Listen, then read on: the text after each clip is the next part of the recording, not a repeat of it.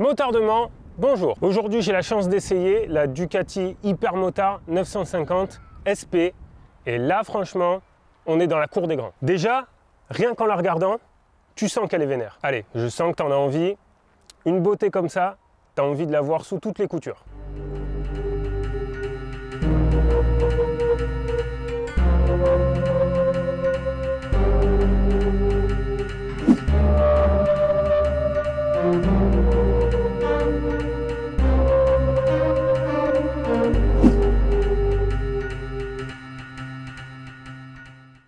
Franchement, je sais pas toi, mais moi je la trouve hyper canon.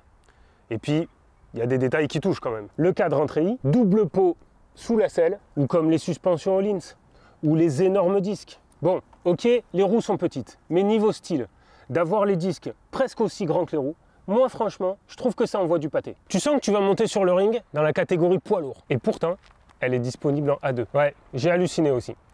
Alors évidemment, il faudra la commander en A2. Donc si tu l'achètes d'occasion, c'est pas dit que tu puisses la brider, mais si tu la commandes, c'est possible. Alors juste pour préciser, les pots en carbone sont pas en option. C'est celui qui me l'a prêté qui les a rajoutés. Là, c'est la version full. Elle fait 114 chevaux. Et elle est toute légère, 176 kg à peine. Donc c'est un rapport poids-puissance qui est plutôt intéressant. Suffisamment intéressant pour bien se faire plaisir sur la route en tout cas. Et même sur la piste. Une fois, je me suis fait déposer, mais comme une merde, par une bécane comme ça. C'est vraiment une machine redoutable. Alors maintenant, comment elle est équipée cette petite italienne? L'ABS Bosch sur 3 niveaux. Là, tu as du haut de gamme. Je ne sais pas s'il existe mieux que ça comme ABS. Si tu le sais, dis-moi dans les commentaires, mais moi franchement, je connais pas mieux. D'après Bosch, après, j'ai pas essayé et je vais pas le faire. Mais d'après eux, tu prends les 60 degrés d'angle de Marquez. Ou alors tu touches le casque, façon Quartararo, à la limite d'adhérence des pneus. Imagine-toi un peu, tu as le genou par terre, tu sens que si tu mets un filet de gaz en plus, tu décroches, et bien à ce moment-là, tu prends les freins et tu tires de toutes tes forces, tu tombes pas. Eh ouais, il paraît que les calculateurs sont tellement perfectionnés et rapides pour croiser les données entre ton inclinaison et ta vitesse que c'est impossible de bloquer la roue en n'importe quelle circonstance. C'est ce qu'ils vendent en tout cas. Après, Bosch quand même, c'est pas Wish. Ils savent de quoi ils parlent, donc je leur fais confiance sur ça. Et puis de toute façon, je vais pas le tenter, donc les gars, je vous crois sur parole. Eh ouais, mais gros, c'est parce que t'es un faible, ça. Eh ben vas-y, fais-le toi, je te regarde. Ok, je veux bien faire exprès de tomber presque à l'arrêt pour tester du matériel, mais là, faut pas abuser non plus. Bon après, tu as un contrôle de traction. Ça veut dire que quand tu accélères trop fort par rapport à ton inclinaison et que le système voit que tu vas patiner, il réduit les gaz de lui-même pour que tu t'évites un petit vol plané. C'est toujours agréable de savoir que tu es protégé sur ça. En plus, d'origine, elle a des pneus Pirelli Diablo Rosso 3. Donc, niveau grippe, tu es tranquille. Le Diable Rouge, je pense que tout est dit. Après, sur la route, tu n'es pas censé envoyer des accélérations internationales à tel point que tu fais décrocher l'arrière. Mais ça peut te rattraper une petite erreur de jugement. Si tu passes à l'ombre et qu'il y a encore la rosée du matin, des feuilles mortes, des graviers, ça peut te sauver la mise. Et il y a aussi un anti-wheeling. Ah gros, mais ça sert à quoi ça? C'est trop bon de faire des roues arrière. Pourquoi nous mettre un truc qui s'empêche de le faire? Eh bien juste parce que c'est interdit. Eh ouais. Un wheeling, c'est considéré comme une conduite ne permettant pas de manœuvrer aisément. Classe 4, 135 €. Bref, ça c'était un petit rappel pour Abrutix, mais évidemment 96 Nm de couple. Sur une aussi petite roue, forcément, ça lève facile. Alors, il y a des fois où ça peut être amusant, mais forcément, il y a des fois où ça peut être un peu chiant.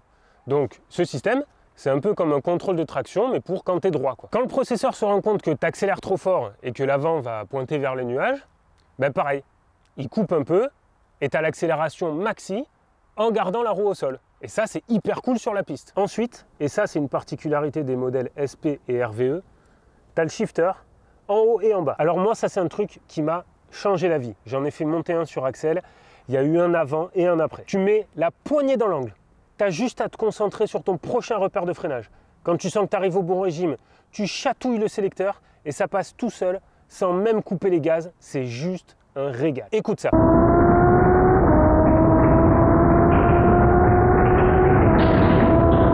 Oui, je parle de la piste, calme-toi. Après, le shifter vers le bas, moi je vois moins l'intérêt sur la piste parce que j'ai besoin de mettre le petit coup de gaz dont je t'ai parlé.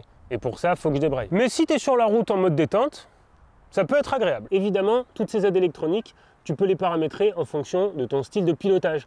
Tu peux choisir différents modes de conduite, tu peux pousser plus ou moins un mode ou un autre. Ensuite, tu as les feux diurnes. qui sont différents des feux de croisement, puisque c'est obligatoire pour les motos. Ils ont fait un truc que je trouve un peu plus joli, pour bien être vu. On sait que c'est hyper important hein, de bien voir et de bien être vu. Après, il y a le guidon en alu à section variable. Ça veut dire que la partie centrale est plus épaisse que les poignées. Ça, c'est pour avoir un bon feeling dans les commandes. Les repose-pieds passagers amovibles. Ça, c'est clairement pour les égoïstes. Ah, elle est sympa ta bécane. Tu m'emmènes faire un tour? Ben non, je peux pas. Tu vois bien, il n'y a pas de repose-pied à l'arrière.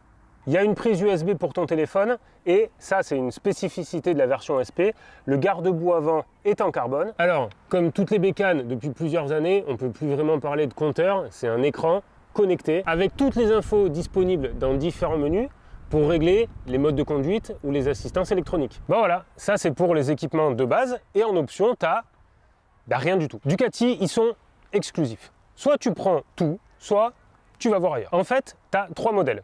L'hypermotard, point, sans le shifter ni le carbone sur le garde-boue avant et la protection de chaîne. L'hypermotard RVE avec le shifter. Et la version qu'on a ici, c'est la version hypermotard SP avec toutes les options. Par contre, il y a des différences de design.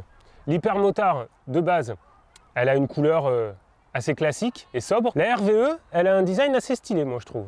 Le cadre noir, la moitié des jantes en rouge, je le trouve vraiment sympa. Et maintenant, on va faire un tour.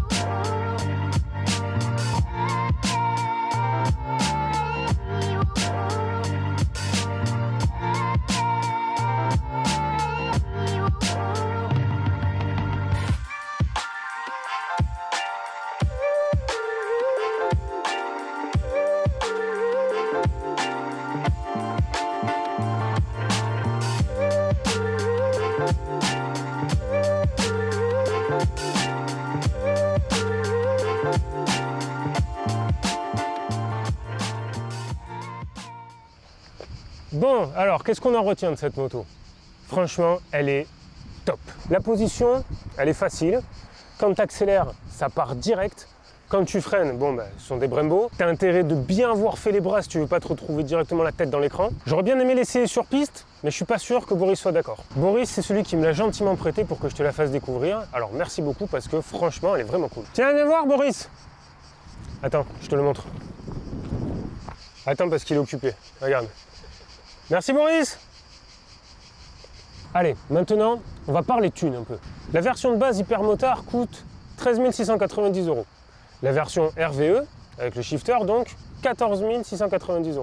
Et la version SP, celle qu'on a là, fait 17 990 €. Bon, c'est clairement une moto passion. C'est-à-dire qu'en fait, à ce prix-là, tu prends du top et c'est vraiment pour te faire plaisir. Faut pas que tu cherches l'économie. Et encore que les prix que je te donne sont à partir de... Oui, parce que je t'ai dit qu'il n'y avait pas d'option, mais tu peux quand même rajouter des kits de déco pour styliser le support de plaque, par exemple, une ligne d'échappement ou juste des silencieux, des éléments en carbone, des rétros en alu, une grille de radiateur, bref. Je te mets un lien vers le configurateur Ducati et tu verras. Alors juste un truc, petite parenthèse. J'ai reçu des messages d'abonnés qui me demandaient quand est-ce que j'allais sortir de nouvelles vidéos. Alors, ça fait plaisir de savoir que certains se languissent, évidemment. Sauf qu'il y en a qui sont arrivés juste après avoir publié une vidéo. Donc je leur disais, t'as pas reçu la notification? Ah non. Et en fait, c'est parce qu'ils n'avaient pas cliqué sur la cloche. Si tu le fais pas, il faut que tu reviennes voir de temps en temps s'il s'est passé quelque chose. Donc, si tu t'abonnes, bon, merci beaucoup déjà, ça fait toujours super plaisir de voir le compteur augmenter, mais n'oublie pas de mettre un petit coup de rupteur sur la cloche. J'espère que ça t'a plu. Encore merci à Boris de m'avoir fait confiance. Et avant de partir, évidemment, n'oublie pas, un dernier petit mot aux automobilistes. S'il vous plaît, quand vous déboîtez, n'oubliez pas le petit coup d'œil.